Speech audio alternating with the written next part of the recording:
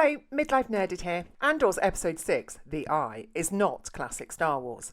The original trilogy was never this dark and gritty and relied heavily on the hero's journey and a much more simplistic view of good and evil. Jedi good, Empire bad. But that doesn't make this a bad show. In fact, it's the spy thriller tension that elevates this series beyond other Disney Plus offerings we've had over the last few years. In my review of Episode 5, I talk about how this series is structured into 3 episode blocks of setup, build-up and payoff.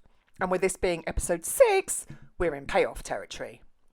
The whole episode manages to maintain a good level of tension throughout, and the payoff when it comes feels satisfying. They really have utilised setup from 4 and build up from 5. So I think this is actually one of the best episodes to date for this particular series.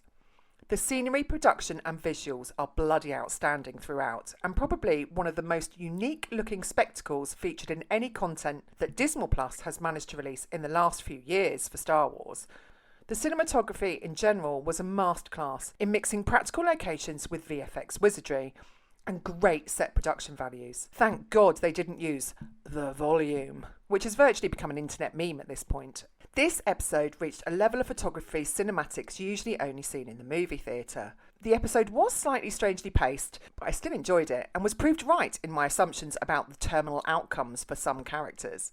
After all, we know what happens to Cassian and they have to find some way of making us care and providing threat and peril for side characters. I still want Disney Plus to release this in either a feature-length episode of an hour 45 or 3 episodes all at once, as I think this would help with the 3-episode structure and would make each one a mini-movie bingeable feature. But Disney Plus are wed to their weekly release schedule, and for this I think they will be punished in their viewership numbers. I'd also like a lot less walking. Even in this episode, we get lots of walking. But again, as the scenery and cinematography are so good, I found this irksome, but not completely off-putting. The heist is well executed. And whilst this episode is well executed with stunning cinematography, I'd still like a few more aliens, robots and sci-fi technology. A little bit more imagination, if I'm completely honest. But then perhaps it wouldn't work as well as a spy thriller if they did that. It's still a great episode and probably one of my favourites so far. There will be spoilers ahead, and if you haven't seen this episode yet, turn back now, otherwise you may go over to the dark side. We open with some walking, obviously, and a lot of silly hats. The costuming for the, Tibetan style worship a lot is different. Visually, though, the backdrop is awesome. The heist itself is brilliant on many levels, starting with reminding us of how awful and arrogant the Empire is via J-Hold's command and his talk with the Colonel. The synchronised coffee in this scene is also a nice touch. We also see the rebels, the good guys, willing to do some not-so-savoury good things to get the job done in the name of freedom. Kidnapping a mother and son at gunpoint is something you aren't used to seeing. They make this easier to accept as a viewer by the entire discussion between Gorn, J-Hold and the Colonel. This bit of dialogue demonstrates admirably how awful the Empire is, as well as those who embrace it for the power dynamic. We get some slavery overtones and straight-out genocide, where it's discussed that they reduced the Dani pilgrims from 15k to 60. There's also a bit of Disney Plus woman power in this episode, with our ladies donning funky wetsuits and doing Mission Impossible style stunts. I did like the costuming here, and there were no silly hats.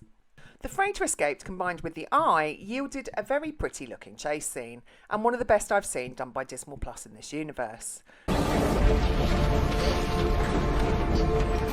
Flying blind!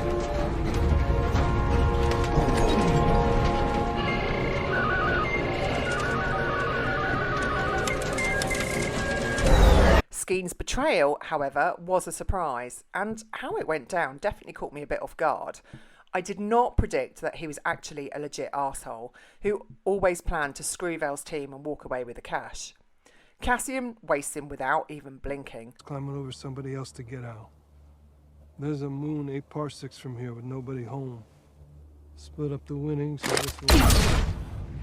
Once again showing us how ice cold he can be, and I think this gives a nice throwback to the sister rescue piece, as it's not necessarily the theft, but the fact he lied about his brother that I think pushes Cassian over the edge. Rebellion for you. Me against everybody else. 40 million credits is enough for me to forget all about you. Your brother with the orchard?